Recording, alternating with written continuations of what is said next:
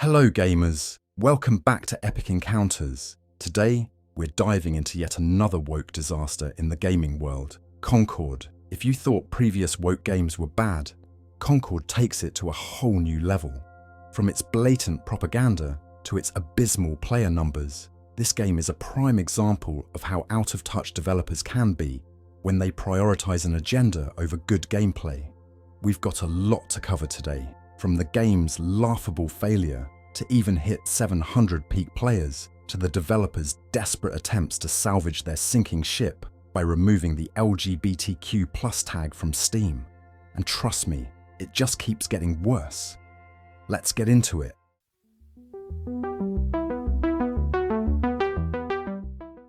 We laid out the plan, and it's been a matter of working really hard to deliver on that plan for many, many years. And I think it has been, but we've stayed core to what we set out to do. Concord looks like the Concord we hope, with room to grow into we had big ideas that obviously we had to build a strong foundation first, and that's what we've done, and we hope to continue building. But that strong foundation is Concord. It's what Concord has been.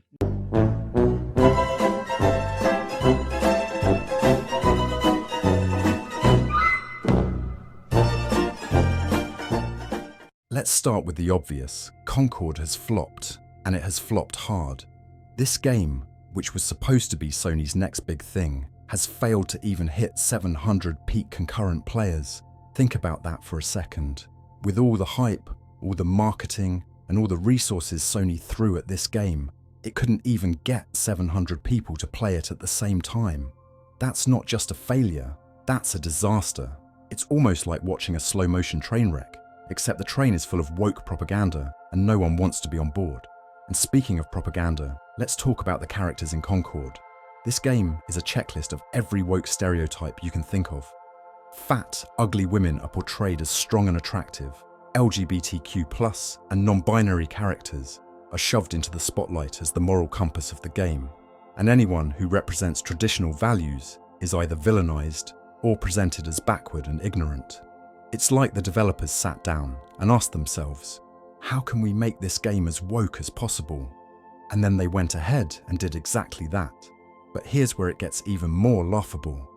After realizing that their game was bombing and that the players were rejecting this woke agenda, the developers reportedly removed the LGBTQ+ tag from Steam. That's right, the very thing they were so proud of. The thing they built their marketing campaign around is now being quietly erased in a desperate attempt to stop the bleeding. It's almost like they're admitting that their agenda is what's driving players away. And honestly, it's hilarious to watch. But let's back up a bit. Concord's downfall didn't start with the removal of the LGBTQ+ tag. No, the writing was on the wall long before that. It all started with the game's trailers, which were hosted on PlayStation's official YouTube channel. The first trailer, released years ago, was met with a resounding "no thank you" from the gaming community. It managed to get 5K likes, but a whopping 1K dislikes. That's a pretty clear message, don't you think? But did Sony listen? Of course not. They doubled down. The second trailer? Even worse. It got 2K likes, but a staggering 62K dislikes. That's right. 62,000 dislikes. Who works in Sony's offices? Are they completely blind to what people want? Or do they just not care? It's almost as if they're deliberately ignoring the feedback, convinced that if they push hard enough, they can force this woke agenda down gamers' throats. But the truth is, gamers aren't interested. They don't want to be lectured. They don't want to play a game that feels more like a political statement than an actual game. And now, after all that, we're left with a game that no one is playing. A game that's been rejected by the very community it was supposed to appeal to. But instead of taking a step back and re-evaluating, the developers are trying to cover up their mistakes by removing the LGBTQ+ tag from Steam. It's like they're trying to hide the very thing they were so proud of, hoping that no one will notice. But people have noticed, and it's only made things worse. So why did Concord fail so spectacularly? Let's break it down. First of all, the gameplay itself is a mess. It's supposed to be a sci-fi first-person shooter with multiplayer elements, but the controls are clunky, the combat is repetitive, and the level design is uninspired. It's as if the developers spent so much time focusing on the game's message that they forgot to make the game fun. And let's be real, if a game isn't fun, it doesn't matter how progressive it is. No one is going to want to play it. But the gameplay is only part of the problem. The real issue is the characters and the story. Concord is full of characters that are more like caricatures than real people. The fat, ugly women are portrayed as powerful and attractive, while the LGBTQ+ and non-binary characters are presented as the heroes, the ones who are always right, the ones who know better than everyone else. Meanwhile, anyone who holds traditional values is either demonized or portrayed as an idiot. It's not just heavy-handed, it's insulting. And then there's the fact that this game is rated PG-12. That's right, Concord is being marketed to kids as young as 12. This is a game that's full of woke propaganda, and it's being pushed onto underage kids. It's one thing for adults to choose to engage with this kind of content, but it's another thing entirely to push it onto children. It's irresponsible, and it's wrong. So who's responsible for this mess? Who thought it was a good idea to make a game like Concord and then market it to kids? Who's making these decisions at Sony? It's clear that the people in charge have no idea what gamers actually want. The trailers alone should have been a major wake-up call, but instead of listening, they just kept pushing forward with the same tired agenda. It's like they're living in a bubble, completely disconnected from reality. And now, here we are, with a game that's failed to hit even 700 peak concurrent players. That's an embarrassingly low number for any game, let alone one that was supposed to be a major release.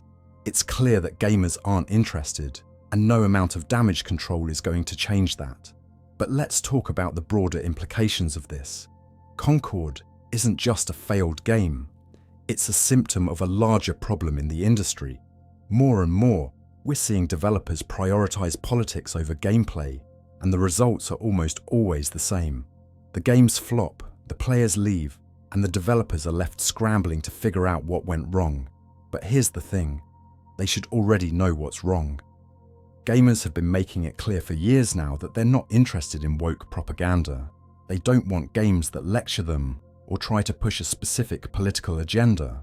They want games that are fun, that are engaging, that allow them to escape from the real world for a while.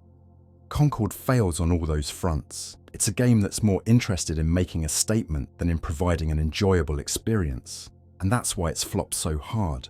And as the player numbers continue to dwindle, it's clear that no amount of tag removal or damage control is going to save it. But let's not stop there. The fact that Sony is burning through money on a project like Concord is almost funny.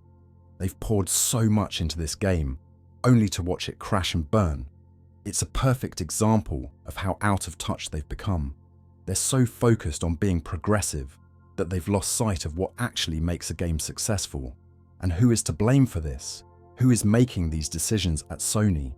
It's clear that the people in charge have no idea what gamers actually want. The trailers alone should have been a massive wake-up call.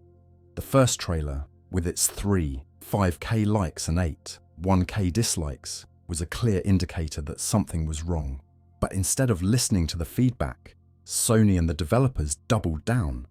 They released a second trailer, which was even worse, with 2K likes and 62K dislikes. How do you look at those numbers and not realize that the game is heading in the wrong direction? It's like they're deliberately ignoring what gamers are telling them.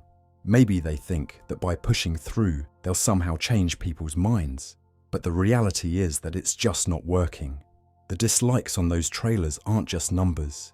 They're a reflection of how out of touch the developers are with their audience. And now, here we are, with a game that's failed to hit even 700 peak concurrent players. That's an embarrassingly low number for a game with this much backing. It's clear that gamers aren't interested, and no amount of spin from the developers is going to change that. But what about the game itself?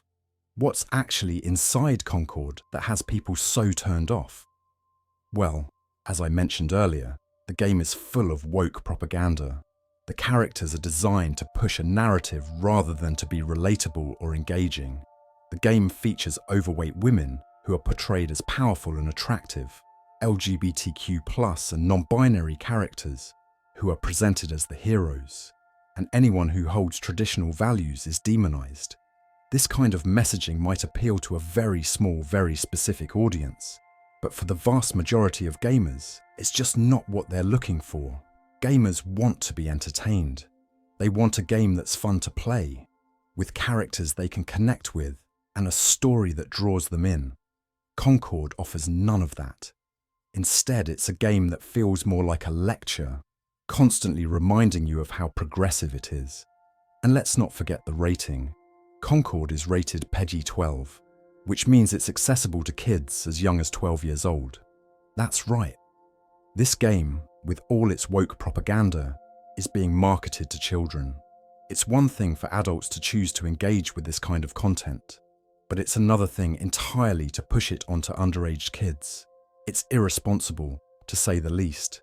The fact that Concord is targeting such a young audience with its heavy-handed messaging is deeply concerning.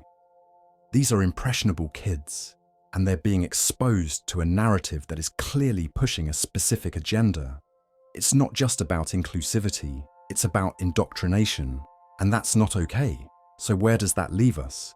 Concord is a game that was doomed from the start. It's a game that never really stood a chance because it was built on a foundation of woke propaganda rather than solid gameplay and engaging storytelling. The developers focus so much on ticking all the boxes for diversity and inclusion that they forgot the most important aspect of game development: creating a game that people actually want to play. The player numbers tell the story. Concord couldn't even manage to hit 700 peak concurrent players, which is an abysmal showing for any game, let alone one that was supposed to be a major release. It's clear that gamers are rejecting this game in droves, and for good reason. The gameplay is uninspired, the story is preachy, and the characters are more like political statements than real people. And then there's the whole debacle with the LGBTQ+ tag on Steam. The fact that the developers felt the need to remove that tag after the game's release, and after seeing how poorly it was performing, is incredibly telling. It's almost as if they realized that their heavy-handed approach was actually driving players away, but by then, it was too late. The damage was done. This whole situation with Concord is just another example of how out of touch some developers and publishers are with the gaming community. They think that by being woke and inclusive, they'll automatically win over players. But what they fail to realize is that gamers aren't interested in being preached to. They want to have fun. They want to be entertained. And when a game fails to deliver that, it doesn't matter how progressive it is. No one is going to want to play it. So what happens now? Will Sony and other developers learn from Concord's failure? Will they start to prioritize gameplay over politics? Or will we continue to see more games like Concord? Games that are doomed to fail because they're more interested in being woke than in being good? It's hard to say. But one thing is clear. Gamers are fed up. They're tired of being preached to. They're tired of games that are more about pushing an agenda than about providing a fun and engaging experience. And until developers start listening to that feedback, we're going to keep seeing more flops like Concord. In conclusion, Concord is a perfect example of what happens when developers prioritize agenda over gameplay.